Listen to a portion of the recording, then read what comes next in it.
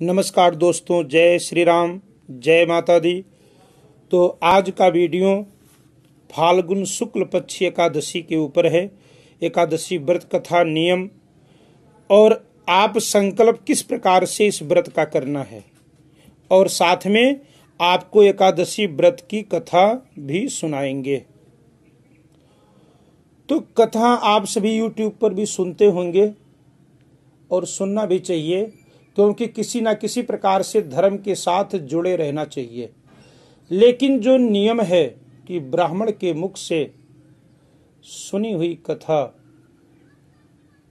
ये शास्त्र सम्मत है। तो जो व्रत का नियम है, पिछले जैसे आप एकादशी का व्रत करते आए हैं उसी प्रकार से है।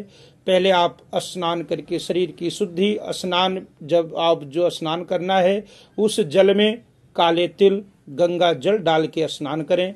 साबुन, शैम्पू इत्यादि से दूरी बनाएं। तो स्नान करके शरीर की शुद्धि करें। उसके बाद में भगवान नारायण के आगे सामने खड़े होकर के और भगवान से प्रार्थना करना है, संकल्प लेना है एकादशी के व्रत का कि हे नारायण, व्रत करते समय, पूजा करते समय, पाठ करते समय अगर कोई भूल हो जाती है तो प्रभु उसे क्षमा करना। अपराध सहस्त्राणी, हे भगवान, हम हजारों अपराध करने वाले हैं और आप उन अपराधों को क्षमा करने वाले हो। तो इस प्रकार से वो जल, आप हाथ में जल लेकर के इस प्रकार से भगवान से प्रार्थना करते हुए वो जल आगे भगवान के छोड़ देना है पृथ्वी के ऊपर। अब उसके बाद में पूजन, इस एकादशी का जो पूजन है इसमें विशेष पूजन भगवान परशुराम जी का होता है।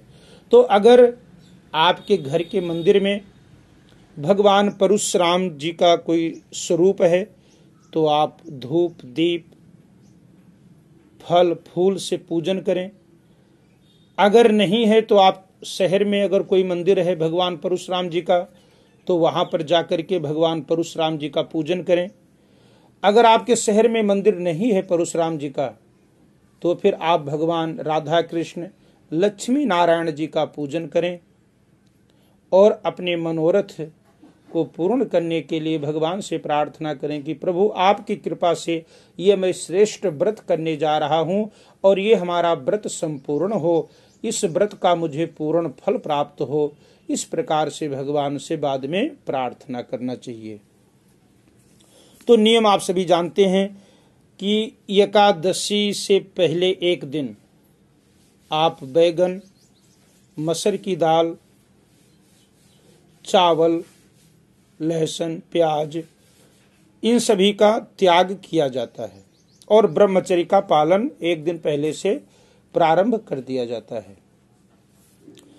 तो आओ कथा की तरफ चलते हैं। तो ये एकादशी इस बार 25 मार्च दिन गुरुवार को है, क्योंकि द्वादशी बेधी एकादशी सबसे श्रेष्ठ होती है। तो भगवान नारायण की कृपा से इस बार ऐसा ही संयोग मिल रहा है। तो एकादशी का नाम आमल की है। कहते हैं एक बार मानधाता बोले कि हे ब्राह्मण, हे महाभाग, आपकी हमारे ऊपर बड़ी कृपा है और आप ऐसे ही हमारे ऊपर कृपा बनाए रखिए। वशिष्ठ जी बोले कि रहस्य और इतिहास सहित व्रतों में उत्तम व्रत मैं कहता हूं। मानधाता जी जब प्रश्न किया महाराज वशिष्ठ जी से कि प्रभु आप मुझे इस फाल्गुन शुक्ल पक्ष एकादशी का व्रत कथा श्रवण कराइए, तो वशिष्ठ जी कहने लगे कि हे राजन, मैं इतिहास सहित इस एकादशी के रहस्य को आपको श्रवण कराऊंगा जो संपूर्ण फल को देने वाला है। हे राजन, आमल की का व्रत बड़े पापों को नाश करने वाला और सब लोगों को मोक्ष देने वाला तथा 1000 गौदान देने का फल प्राप्त होता है जो प्राणी इस एकादशी के व्रत को करते हैं। हिंसा करने वाले व्याध की जैसे मुक्ति हुई उस प्राचीन इतिहास को मैं कहता हूं। कहते हैं एक राजा पाशबिंदुक नाम के राजा हुए। ये चंद्रवंशी राजा थे, चैत्ररथ नाम से प्रसिद्ध थे। तो राजा चैत्ररथ इतने धर्मात्मा थे कि स्वयं एकादशी का व्रत करते थे, साथ में एक दिन पहले अपने सारे नगर में ढिंढोरा पिटवा देते थे कि एकादशी के दिन कोई भी अन्न नहीं खाएगा, सभी व्रत करेंगे। तो राजा धनवान, बलवान, शस्त्र और शास्त्रों को जानने वाले थे। उनके राज्य में कोई निर्धन, कोई लोभी, कोई दरिद्र, कोई दुखी नहीं रहता था। वो राजा और उनकी प्रजा महीने में जो 2 एकादशी आती थीं, तो इस प्रकार से बड़े ही श्रद्धा भाव के साथ एकादशी का व्रत करना और ओम नमो भगवते वासुदेवाय मंत्र का जाप करना। सब धर्मों को छोड़कर भगवान की भक्ति राजा किया करते थे। तो वशिष्ठ जी कहते हैं कि हे राजन, इस प्रकार भगवान की भक्ति करते हुए मनुष्यों को सुख पूर्वक बहुत वर्ष बीत गए। कुछ समय बीतने पर फाल्गुन शुक्ल पक्ष की द्वादशी युक्त एकादशी प्राप्त हुई। हे राजन, उस एकादशी को बालक बूढ़े सबने मिलकर के बड़े ही नियम के साथ उपवास किया। राजा इस व्रत को विशेष फलदायक समझकर नदी में स्नान करके प्रजा के साथ मंदिर में गए। राजा ने जल से भरा हुआ कलश स्थापित करके वहां पर छाता, उपाना, पंचरत्न और सुंदर गंध से सुशोभित दीपमाला, कहते वहां पर ज्योति जला करके धूप दीप करके राजा ने बड़े ही सावधानी के साथ आंवले का पूजन किया। कहते हैं इस दिन आंवले के पूजन का भी विधान है कि अगर आपके पास, आपके नजदीक आंवले का वृक्ष है तो आप आंवले का पूजन भी जरूर करें। कहते हैं और वहां पर भगवान परशुराम जी का प्रार्थना करने लगे।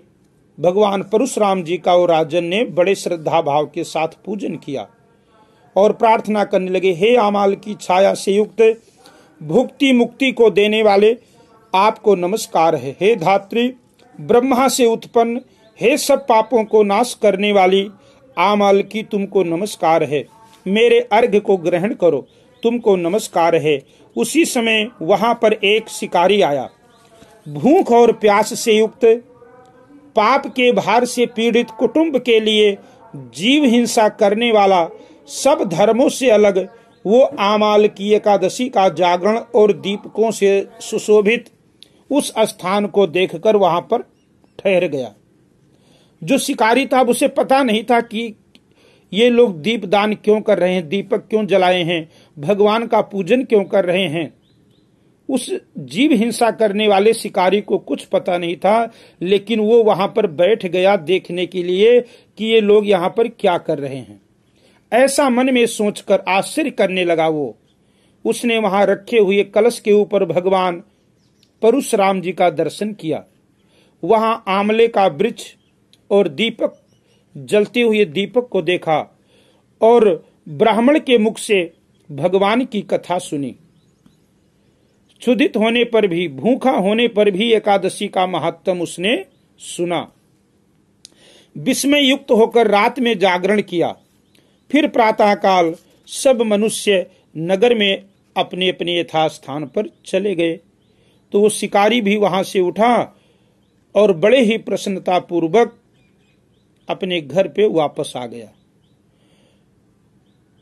तो एक दिन का वो व्रत अनजाने में किया, तो व्रत उसका करने से, अनजाने में व्रत करने से उसके अंदर जो जीव हिंसा की भावना थी वो खत्म हो गई। और बहुत काल के अनंतर जब उस व्याध की, उस शिकारी की मृत्यु हुई, तो एकादशी के प्रभाव से और रात के जागरण से उसे चतुरंगड़ी सेना समेत बड़ा राज्य मिला। धर्मात्मा राजा ने इंद्र की तरह राज्य किया। वशिष्ठ जी बोले, हे राजन, जो श्रेष्ठ मनुष्य आमल की एकादशी का व्रत करते हैं वो निसंदेह विष्णु लोक को जाते हैं। तो वो शिकारी ने अनजाने में ही व्रत किया था, तो इससे उसका कल्याण हो गया, उसने राज्य का सुख भोगा और जब अपना शरीर छोड़ा तो वैकुंठ धाम का अधिकारी हुआ। तो कहते हैं एक अनजाने में किया हुआ व्रत भी इतना बड़ा फल देने वाला है। तो जो श्रद्धावान व्यक्ति भगवान नारायण का इस एकादशी के व्रत को करते हैं तो प्रभु की कृपा उनके ऊपर बनी रहती है। और इस एकादशी के दिन आंवले का पूजन करें, स्वयं भी आंवला ग्रहण करें किसी भी रूप में, और साथ में भगवान परशुराम जी का पूजन करना चाहिए। और ओम नमो भगवते वासुदेवाय मंत्र को अपने कंठ का आभूषण बनाइए।